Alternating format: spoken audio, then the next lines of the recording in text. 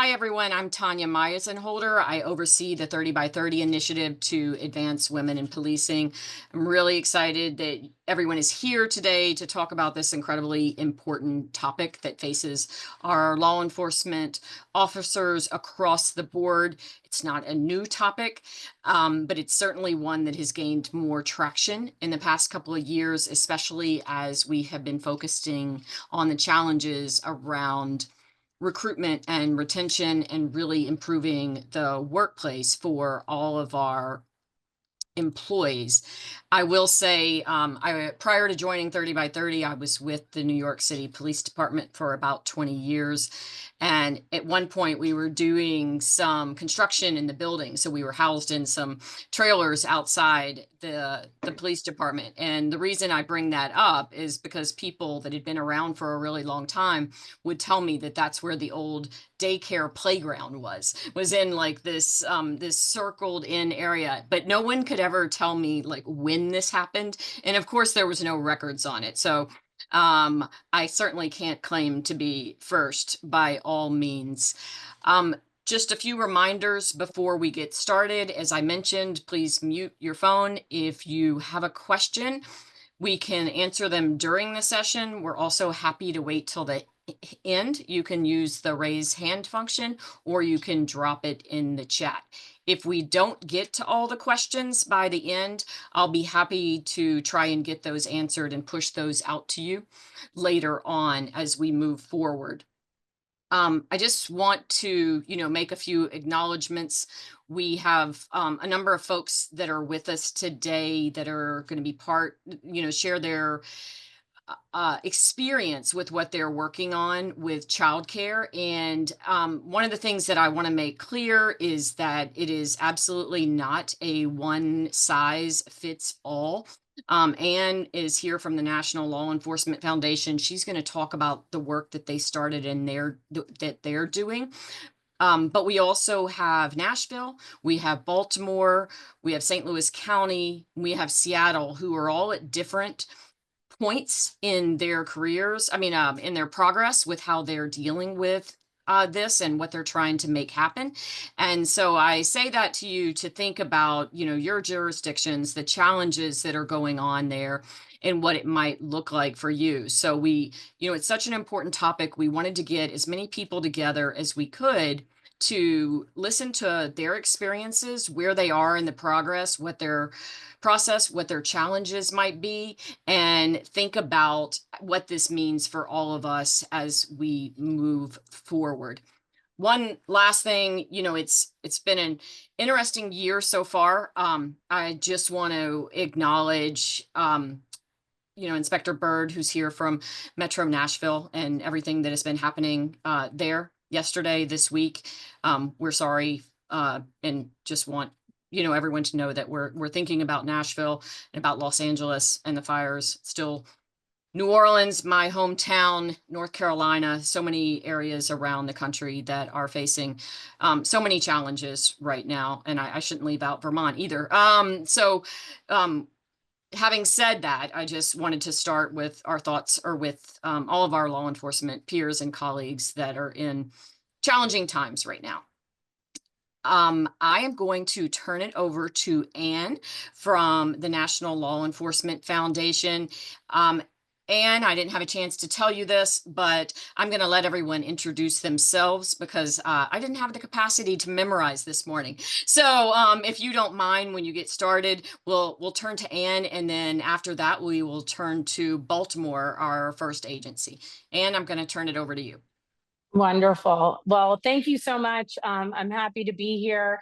My name is Ann Bosonic. It's a tricky last name, so just pronounce it for all of you. And I actually have the pleasure of serving as the executive director of the National Law Enforcement Foundation. The National Law Enforcement Foundation was founded, we're now going on 2.5, 3 years Now, we were essentially the team that created the first in the nation child care center for law enforcement for the San Diego Police Officers Association. And we did that by really establishing a funding stream and then obviously all the things that go into it. But fast forward, the Department of Justice did an article on what we were doing in San Diego. It went viral amongst rank and file officers across the country saying, well, if you could do this in San Diego, can you do this and help us here? And essentially, that is what we have done. We are the conduit that is responsible from soup to nuts, from creating a strategic plan to finding the funding and actually securing the funding, to constructing, to signing the management agreement with a child care provider, and then actually implementing the service. So the first one in the country was out of San Diego, but now Idaho is about to break ground. That will be for 9 law enforcement agencies. And while you're hearing from Sergeant Panis on here, the St. Louis County Center is actually the National Law Enforcement Foundation Center. And I say that because everybody on here of agencies, there's not one agency in the country that doesn't need this. Childcare is the #1 workforce issue. It is more expensive than rent in all 50 states. So this is a very important time for law enforcement because we have the competition of every other workforce right now having the same struggles. But law enforcement has very unique needs. And I like to say, some really unique opportunities when it comes to funding. There's no established funding right now for childcare for law enforcement. That is typically housed by Health and Human Services and distributed to states through block grants, which usually, law enforcement can't really apply for. Or if it's a city, then you're going to have to apply for that and go through the state. So essentially, we have to get to the funding of something like this, because I guarantee if we polled every agency here, everyone is going to want to customize childcare, and not just childcare, but early childhood education. And I think that's the next step that we're getting into is, one, we need childcare for officers just to be able to do their job, but then also the rest of parents are looking at, well, we want our kid in preschool by the time we're age 3. Well, if you're a patrol officer, and you need to get your kid to a half-day preschool program that's going to cost you a lot of money every month, plus not going to line up with your schedule. So we have really dissected every issue with childcare and then have come up with a solution that actually meets with the law enforcement side. So the National Law Enforcement Foundation is made up of half law enforcement and then half public affairs. And I can say this with all of you, I say there's politics in politics, but there's politics in law enforcement. And so our goal here is to bring all the different entities together and actually execute. So we bring together the agency, the associations, whether it be FOP or your own specific association. We bring in private philanthropy and then make it all happen. So I will let Sergeant Panis talk a little bit more about the needs of St. Louis County, but this one we are really excited about because while San Diego is the first, that is run by the San Diego Police Officers Association board. And while I still work for them and I still direct to make sure that the funding is going, they decide how that program is going to be run. They offer it at a 50% discount off of market rate. St. Louis County is going to have some really exciting things that they're able to roll out. And I don't think there will be a child care program quite like St. Louis County's, at least for the next year. But yeah, I wanted to get on here and to really commend every single agency for looking into this. It's a massive undertaking, and one that the National Law Enforcement Foundation, we have a team internally, and then we have legislative teams throughout all these different states. And it is something that we live and breathe every single day. And it takes that amount of effort, time, and expertise. A customized childcare program is going to run an agency anywhere, If you do a real small one, it could run you 6 million. If you're looking at childcare programs for 70 plus kids, you're looking at 12, 13 million for this type of stuff. And agencies are not really in a position right now to either just pay for that right now. They need someone to establish a proof of concept for them.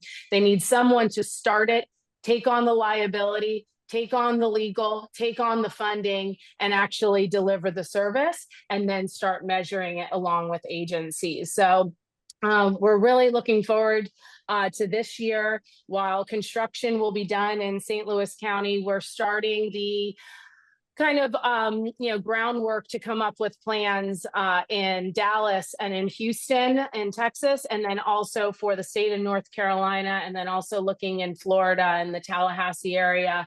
There's others. I mean, we get calls every single week from agencies across the country, and what our goal is to make sure that we can come up, and we take every single call, and we'll give you every tool that we know, because we do not want to see agencies spend years trying to make this happen, because the skill set and the tools that are needed to actually achieve this not always within the police department. And so police departments need people to come to the table and deliver for them, and let the departments come and give their needs and expertise. But in order to get this done, we do need that third party. So we've been very grateful to provide that to agencies. We wish we could help a lot more, but we're a small organization and can only take on so much. But hopefully we'll be seeing a lot changes this year. But I'll be here for questions, and I'll let everybody else go and introduce themselves.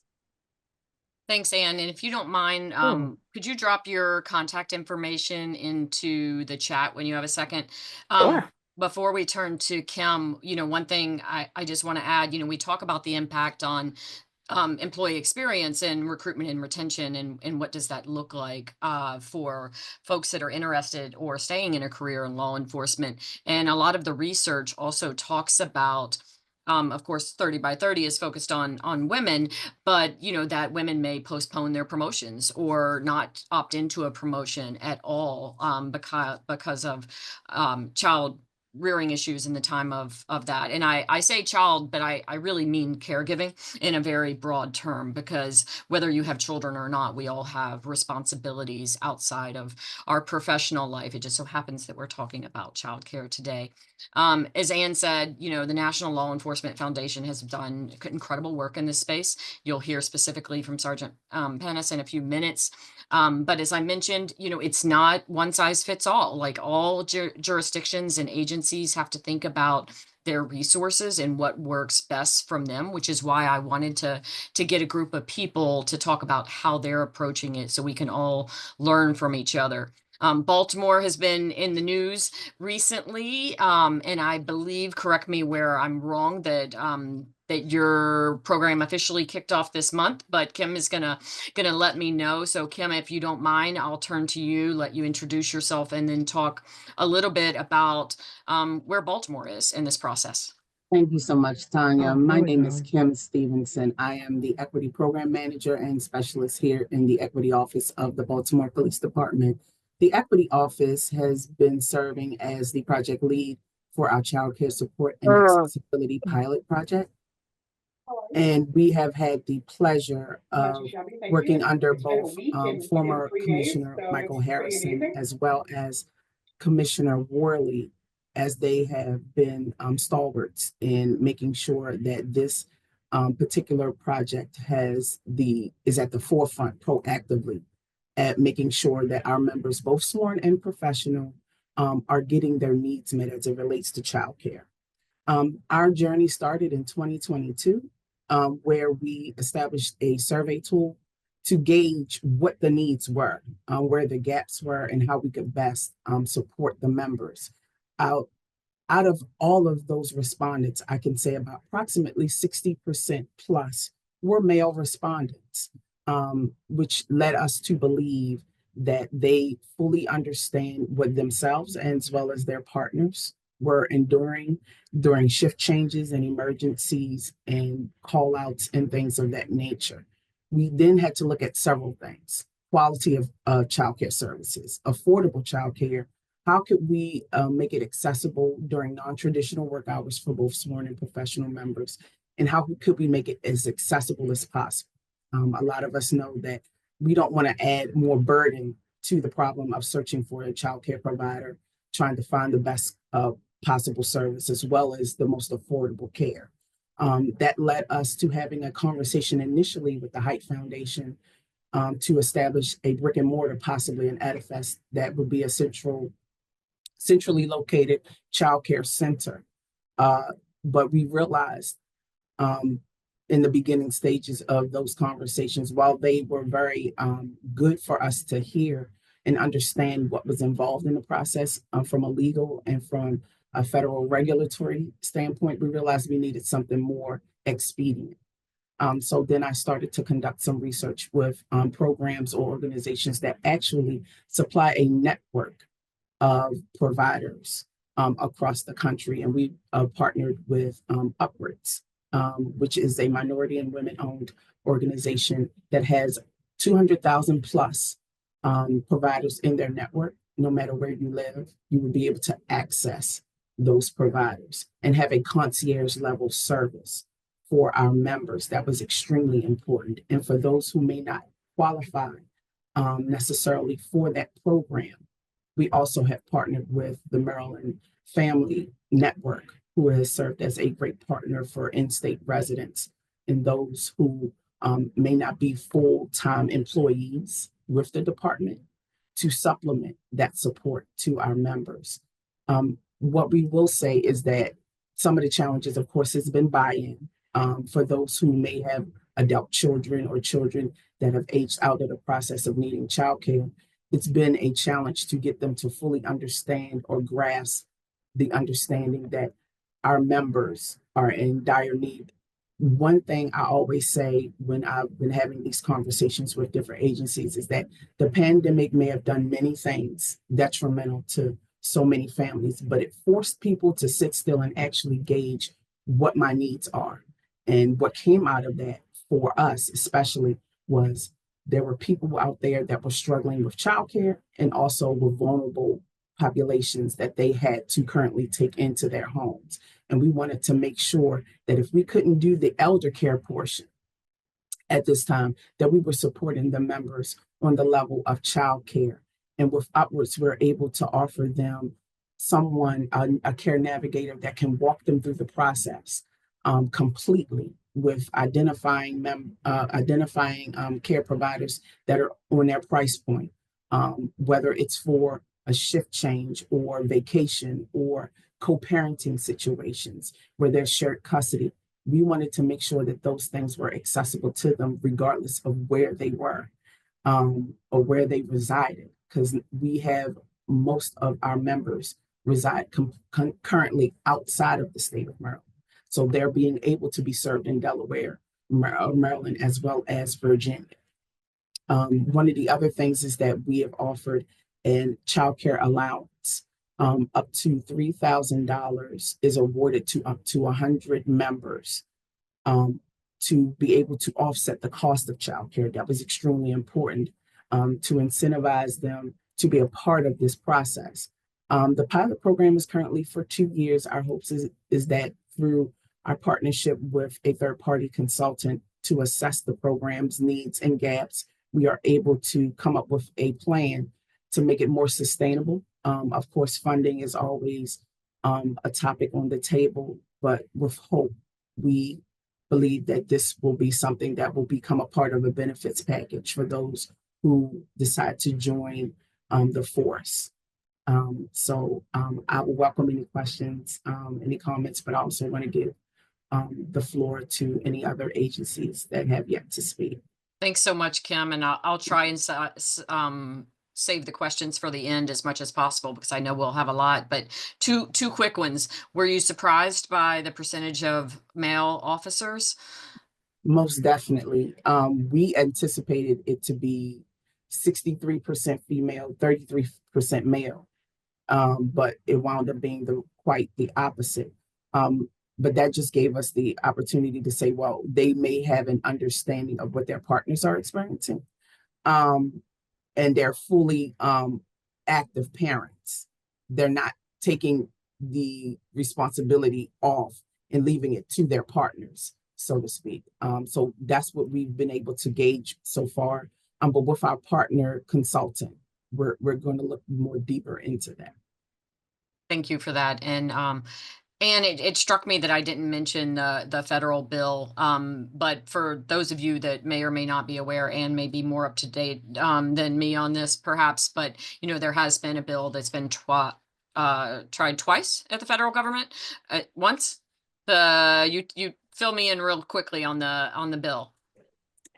See, I'm a little bit cynical on this bill because I don't think it's going to do anything, because it started as something that could start as 150 million out of Health and Human Services. It would then go to the states, and agencies could apply up to $3 million for this, because this can't be like a typical DOJ grant program where they throw $10,000 at like mental health and say, what are you going to do? Like, this is a massive workforce thing. So it started as 150 million. We wrote it with Congressman Peters out of California, out of San Diego, because he was so involved in the components of San Diego. But that bill has now been whittled down to about $20 million.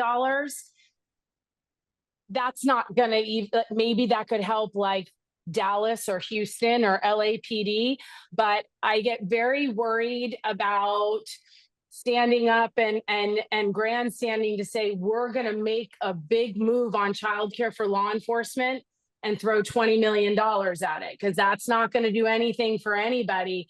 And I think we should keep all of us in what we're doing here are gathering information and data in all different types of places.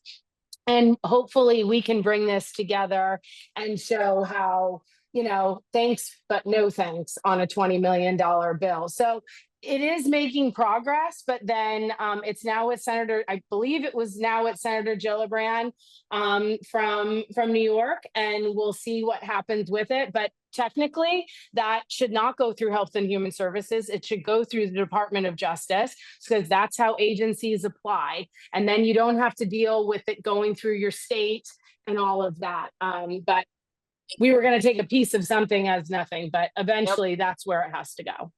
Thank you for that. I appreciate it. And, we might at some point reach out to some of y'all, for your thoughts on that bill as well. Now I'm going to turn it over to Inspector Scott Bird from Metro Nashville Police Department, and he's going to give us a status update on where Nashville is. And if memory serves, you started with a survey as well. Is that right? So, good afternoon, everybody. My name is Scott Bird, and yes, there was definitely a survey involved with part of what it is we did. So what it is I do right now is I'm the commander of the Special Operations Division for our police department, and childcare is definitely a special operation with respect to the intricacies and the challenges that are associated with it. So how I came on to this journey was during my time as the director of training for our police department. So I'm responsible for all of the new recruits that get to coming onto the police department and their initial training to become certified as police officers. And for all of the reasons that I was okay with letting an individual go, they weren't able to meet firearms qualifications, they weren't able to meet educational requirements and of the like. I had circumstances where I had female police recruits in my office tearfully resigning the opportunity to be able to be a police officer because they're having to make the hard choice between a career that they were fairly certain they were going to love and taking care of their kids. And for all the reasons that I was good with allowing someone to leave our training academy, that was the one thing that I couldn't get past. And that's how that journey starts. It's like, hey, surely there's something we can do. Surely there's something we can do to get to helping fix that, make that better. So I began doing the research. Part of that research landed me in San Diego and in front of Anne, who is an incredible resource for everybody. I'll just put that out there. She opened up the book. They were still developing their space and developing the program with respect to that, getting ready to come online. But she was a wealth of knowledge, an incredible resource. So we get to doing the research about what programs are out there, how to get to looking. And again, a lot of the concepts that we learned during our time in San Diego were concepts that we look to get to adopting for our child care center. Again, something that operated 365 days a year, something that had hours that were non-traditional hours, something that had a degree of affordability to it and convenience of use. So we got to conducting a survey here as well. And in that survey, we learned that, yes, there was a definite need. As part of that research, we had conversations with our background and recruitment teams. And one of the things that our background and recruitment folks consistently talk about in conversations with new recruits for police officers is childcare. What are your childcare options? Do you have childcare options? Again, making it a very pointed topic of discussion with respect to that. So we put together a concept and a proposal. We went and we sought an avenue to get to advancing that. Part of that involved government. And again, we're all here in government, and I was reminded of how slow and inefficient government can be. So recognizing that, we've pivoted. Now, again, this journey started back in 2020, 2021. So in 2021 is when I really am driven to do this. And you can see where it is we've advanced to today. So we've pivoted. So we recognize that, again, it's the police department cannot do it alone. So much wisdom that's out here right now from what I've heard with respect to experiences and what it is that one can expect. A police department cannot do it alone. We need partners for the purpose of being able to do that. So we're going to be looking to engage Ann additionally. And while we've identified other resources that we can tap into from the state of Tennessee, we've also developed a partnership with the Nashville Alliance. And through that partnership, we're able to bring in some stakeholders from the community to be able to help us really understand what the needs are to Nashville and Middle Tennessee.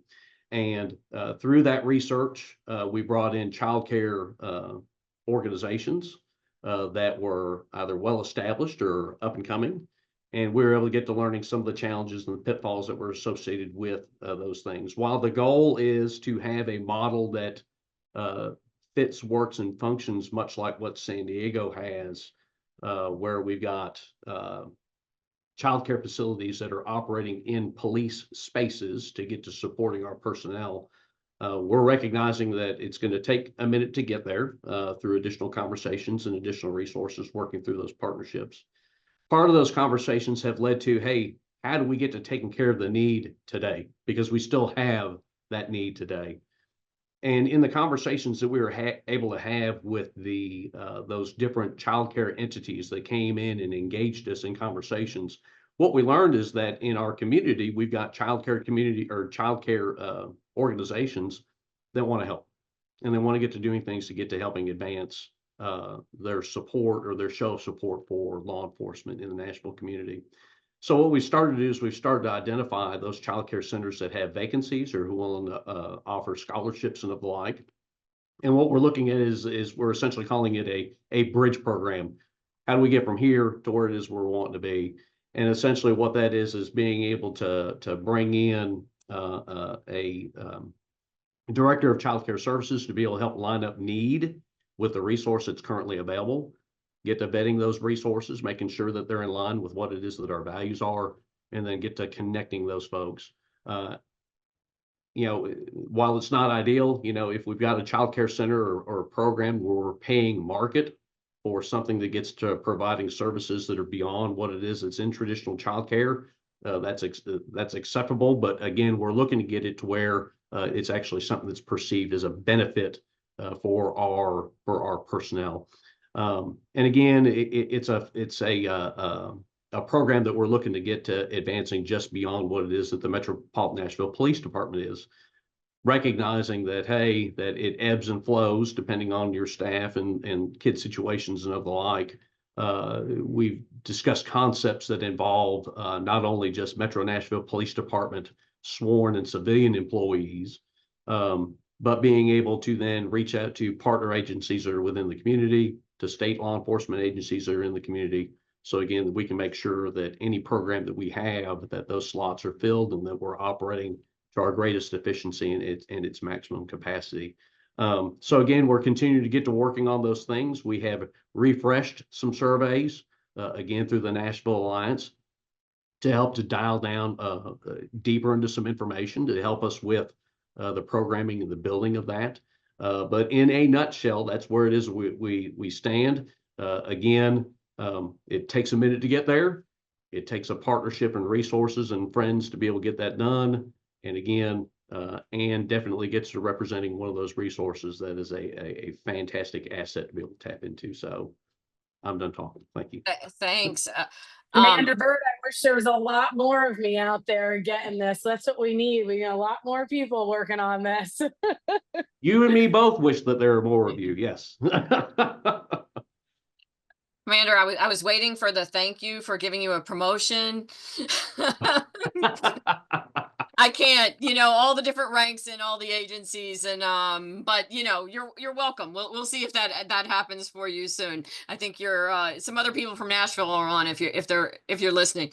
I'm One happy question. and honored to serve where I'm at. So the survey, are you able to share some of the questions that you asked your employees with us? Not the data, but just the survey questions. So we went into aspects that got to discussing one, is there a need? Two, the distance that one would be willing to travel to get to accessing that. Of course, we got to discussing affordability. We got to talking a little bit about what it is that you would like for your child care center to do. Do we want it just to be where we're watching your kids, or do you want to be something that's education based? We got to talking a little bit about hours. What would be the hours that would get to working to kind of get that gauge and that feel for, hey, is it something that's going to be just a little bit outside of what it is a traditional childcare is? Or are we over there talking about hours are going to be really extensive with respect to being able to support our people? We talked and asked the question with respect to those folks that serve on those 24-hour call out aspects. Again, looking at what it is that San Diego got to doing as part of their model was to be able to put childcare providers into spaces where you have a single family parent or a single parent family where that individual gets called out in the middle of the night and being able to take care of that need there in the home. So those are some of the questions that we got discussing. A lot of them are what is you typically expect. When we got into our additional, our newer survey, again, we got to dialing down into, hey, what is it that you're currently spending on childcare? What is it that your family household income is, to kind of get a gauge for, what the financial liabilities are that are associated with those things. And again, really just dialing in on, hey, if this was available and it did X, Y, Z things, what would be the distance that you'd be willing to travel to get to participating in that program? And one of the things we discovered is that people will drive a long way if it is a program that they trust and it is a program that will get to executing on their expectations. Again, fantastic information. And the participation in our survey, much like Ms. Kim was talking about, our participation in our survey was really good. So again, I think we got very helpful data with respect to that. Great. Thank you so much. Tracy, I will now turn it over to you in St. Louis County, if you don't mind giving us an overview of what's happening there. I feel like for a bit, San Diego and St. Louis were neck for who was going to be first, but y'all are pretty close at this point, right? We are. We're going to be bigger. We're just not first. So we're going to be bigger though, to be fair. So I'm Tracy Panis. I'm with St. Louis County Police Department. I am in the Public Information Office. I was not a part of this at the very beginning stages. Actually, we had a young female officer come forward right around the COVID-ish time or thereafter. It sounds like a very, very close to the time span when the National Law Enforcement Foundation was coming to fruition and being created. And she brought up, this young officer did, she had a young child and wanted to know if we had any lists of daycare centers with extended hours. We were going to 12-hour shifts. Actually, we had been working 12-hour shifts during COVID. And she was looking for daycare. Her and her husband were both in law enforcement. And it kind of snowballed from there. A couple of the higher ups learned of this inquiry, and they started getting on the internet and found the National Law Enforcement Foundation. From there, our FOP became involved. And then we have an organization here in the area called the St. Louis Police Foundation. They are tasked, they're an organization strictly created to raise funding for our police department as well as St. Louis Metropolitan Police Department.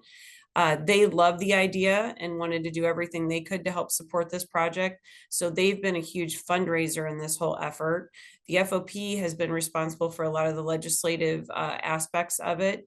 And then the National Law Enforcement Foundation has really been the facilitator of the whole project, because we're cops. We don't run daycare centers. We shouldn't probably be in charge of people's kids. So this was not something that, we knew a lot about.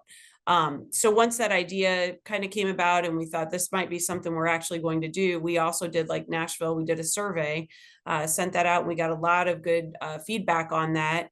We asked a lot of the same questions. How far are you willing to go? Do you have daycare now that you like? Would you be willing to change? Things like that. We actually did a heat map of the zip codes so that we could try to figure out the best location, because our county is very large and spread out. And so the location was a big, that was a big concern for us, where we were going to put it. And we found with the heat map, relatively central location that works well for a lot of our families. So that was how we ended up determining the location. And from there, the National Law Enforcement Foundation actually came in and found a location along with the FOP here in our county. And right now, the stage that we're at is the building. It was a building that was already standing, and it's been gutted. And I actually got a tour of it this morning, and we have metal studs in place and plumbing and electrical. So it's really exciting to see that building actually come to fruition. So, because this has been quite a long process. And so that's where we are with the building. This is something that we're offering to our families. The ages are 0 to 5, and it's available for both our professional staff members as well as our commissioned law enforcement officers. In coming up with this whole plan, one of the things we were most concerned about, because there is limited capacity, and we're looking about 65-ish kids at a time that we can accommodate, with hours being roughly 5 a.m. to 10 p.m. right now, but the possibility of overnight hours. We were concerned that we were going to get inundated, because the surveys showed that we had about 250 of our officers who were interested in this. So from there, we came up with a priority list of, hey, if we get over these 60 kids or 65 kids, how are we going to figure out who gets in and who, gets put on a wait list? So we came up with what we thought were the top 5 priorities, essentially, of getting into the facility. And we've been out and very transparent with that, because we didn't want anyone to think we were playing favorites or putting certain people's kids or units or whatever in over other kids. So we've been very upfront about that from the start. So back in October, we sent out our initial email and notification to our staff members saying, hey, this is truly happening. We're starting to take enrollment. We just want you to fill out a couple of survey questions. How old are your kids? When can you start? Those kinds of just very basic, probably, I think it's about 6 or 7 questions. And those are the people who are right now on a list for us. The registration on our part actually closes February 10th. And whoever's on that list, we will send them to Childcare. And then, because that's the National Law Enforcement Foundation's, that's their partner, and they will be running our daycare facility. So they will take the registration from there, and they'll do the rest of the hard work and the labor in this. But we have the responsibility of coming up with that very initial list and then passing it off to them. So made a couple of other notes here.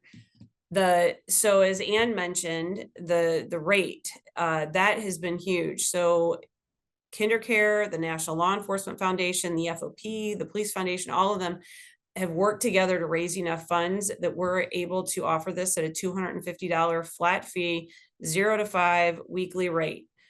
all ages. So it's going to be very simple. And then also they'll offer part-time at lesser rates, but a flat fee for whether you've got an infant or a 5-year-old walking in that door. And my youngest is 18, so I've been out of the daycare area for quite a while. So I've heard that that is an excellent rate. So I'm very excited about that for our young parents on our department. We've been using this a lot with our recruitment. And I know that we are looking at ways to quantify our retention so that we can show our county government down the road when this does become something that we have to fund for ourselves, and we won't be supplemented with donations and that type of thing, that we can show them the money saved and not losing officers and the training and everything that goes into that, because it's a huge problem when we lose our young officers because they're having families. And I know throughout my career, I've been in law enforcement since 96. I myself have taken positions that I didn't necessarily want to do, but my kids were little, and that's what I did for a while so that we could accommodate, because my husband's also a police officer. And I know that we've had several young officers leave our department because of childcare issues, and, specifically moms, because, we are generally tasked more with that. So it will be great to show those numbers to our county government that, this is actually saving us money. So we need to be able to sustain this without the help of the donations that we're currently getting to make this happen right now. So that's pretty much, unless Ann's got something else that she can think of, because she has been instrumental in this whole process, her along with John Howard and Jim Mackey out there with the National Law Enforcement Foundation. None of this would have happened without them. There's no way, like I said, cops shouldn't be in charge of daycare centers, and there's a reason for that. So we're very thankful to them and to Childcare for being willing to partner with them to do this, because with the extended hours, the possibility of 24/7, that's not something that, many daycare agencies are familiar with doing. So we appreciate everybody being open to the special needs of police officers. That's all I've got. Thanks so much, Tracy. And I think it's worth noting, I mean, we're all aware of it if you've been in law enforcement, but the idea of cop families, my husband is still on the job, and just thinking about how challenging that can be and the choices that you have to make when you're both in the field. And I don't think that there's a broad awareness of that in the general public about how common that is in some places. I am going to turn it over to Detective Beth Waring from Seattle. Last, but certainly not least in this equation, Seattle's been, working at this for some time as well. And she's going to talk about what their experience is and then give us enough time to answer a few questions at the end. Thanks, Beth. Well, we've been lucky enough, and I'll be quick here. We are a little kind of, I think, behind where some of you are. One of the things that we've done, and we spoke with Anne, which was huge in helping us understand the scope of our project. We were lucky to find a local expert. We have contracted recently with a local nonprofit that has expertise in opening childcare facilities in King County and the surrounding area. They've been incredibly helpful for helping us understand really what's available currently in our geographic area, which isn't encouraging. Overall, I think it meets, the capacity meets about 25% of need in the county for everyone. So that's been incredibly helpful for us in both understanding the scope of the issue locally and what our families are facing, but also really helping us understand a multi-pronged approach, which will include most likely a centralized facility in the city, but also includes a couple of other options. One of the things that we realized when we did our heat map and zip code survey is that the highest concentrations of police families actually are 35 miles away from our city center for various reasons. Because of that, certainly considering like a 0 to 5 childcare facility within the city is absolutely on our agenda.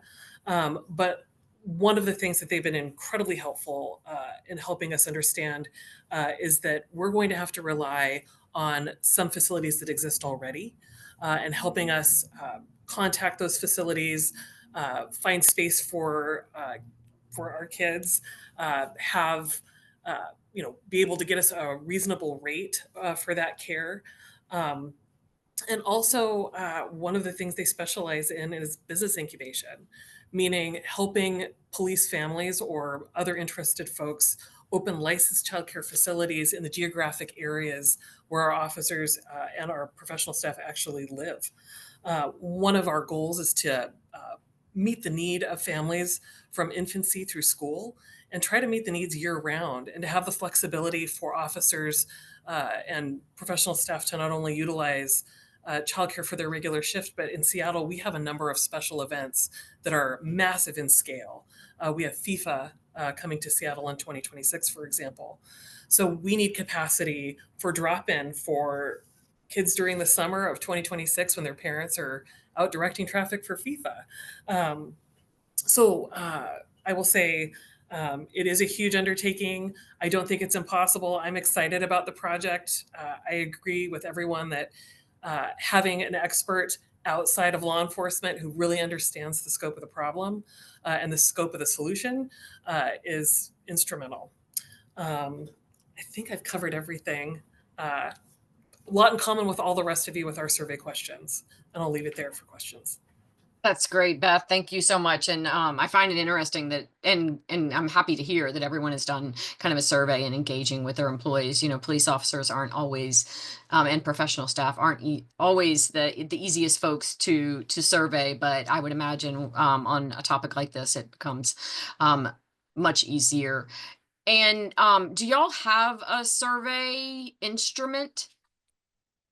I'm sure, and normally, so Jim actually does a lot more of these calls than I do. He's on them like every day with every city. And we usually send our survey to any agency who was asking for it. They're pretty simple questions.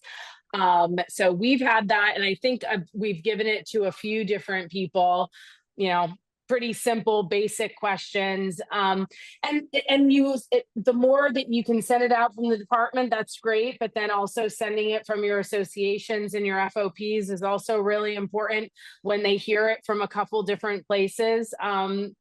It's key. But also, we're very concerned about the messaging when we send these things out.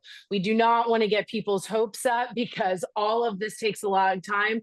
Now, Sergeant Panis, while you guys are second, you guys are the fastest. Idaho is taking a lot longer because Idaho doesn't have any established buildings. So we have to build from the ground up there. These other areas where there are buildings, it's actually can move a little bit faster because, you don't have to start from the ground up. So I put my information in the chat, and then also Jim McKay, our CEO, he does calls with agencies just to kind of listen to their exact needs and just point them in the right direction. Tanya, as you said, there's no one size fits all, and I wish that there was, and very well could be. Maybe if there's a grant program through DOJ that all of these agencies could apply for and then partner with people, maybe that could happen. But, looking at also hybrid approaches, that's one that we're going to have to look at in Texas, because while we're looking in Dallas and Houston, and most of cops do not live where they actually work. So we're having to look outside. It's also another reason why this is very difficult for a city or an agency to implement on their own. If the city of Nashville or if the city of Baltimore is going to put funding or resources into it, well, then it has to be in the city limits of that. And we're dealing with that in Dallas. Just to give you an idea, in Dallas, there's 600 available childcare seats, but they're on the west side of Dallas, closer to Grand Prairie and others. On the east side of Dallas, there are no available childcare seats, but that's where all of the officers live, and they drive through Mesquite. So we're looking at other areas to actually put the childcare center. But if we were to be doing this in conjunction with the city of Dallas, we'd have to have it in the city of Dallas. So all of these little tiny things that go into it, we do a call and we just kind of listen to what the agency has. And that is definitely at the end of the day, we want everyone to have this, but we also do not want you guys spinning your wheels and looking at things. If we can point you in the right direction or say, call this person, or we've already had a conversation. I know there's a bunch of people on here from Ohio.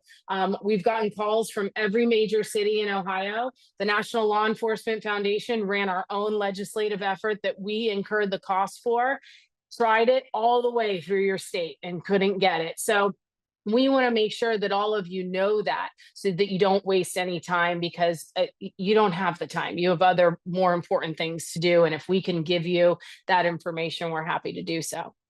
Thank you so much. I want to see if anyone has questions, and while we're waiting for that, Kim, I was curious if you could talk a little bit about what the reaction was to the lottery in the agency. How did I think that's such an intriguing idea. Like, how did that, or how is that going over? Actually, it's gone very well. Initially, our counterparts from legal and everything were concerned about making sure that it was fair across the board, and that was one of our shared ideas as well. What we found is that individuals were really truly interested in the program. It wasn't so much about the money, even though that is an added incentive. Individuals, since it started, it launched in October, the program in and of itself, but we've actually started with the orientations and conversations around how to disperse the money, since we've allowed our third party, the organization that's managing the program, to disperse the money. It's been going really well. There have been some glitches from a platform standpoint. I think that the number of people they anticipated getting involved heavily in the process was a little more over their capacity, but we've sorted out those glitches, and we're trying to do our best to make sure that receipts are uploaded, because we wanted to make sure there wouldn't be issues of double dipping. But it's been received very well generally, I would have to say. That's great. That's good, Miss Kim. That means you can go back and ask them to do more and double down on that and get you more funding for it. If you have a good response, you're showing them all the good things. So they should be doing more. I hope so. Right. Does anyone on the call have any questions for any of the folks that are presenting today? Sometimes we get a lot of questions, sometimes we don't get any.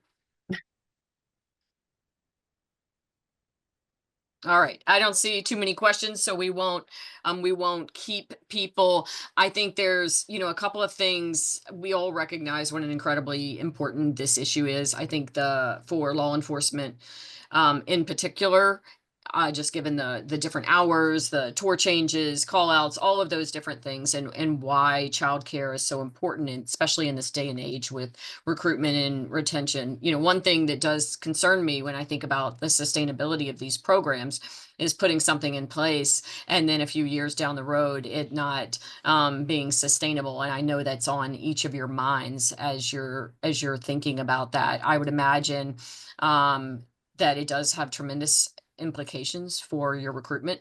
I mean, being able to say that you offer that as a benefit is huge.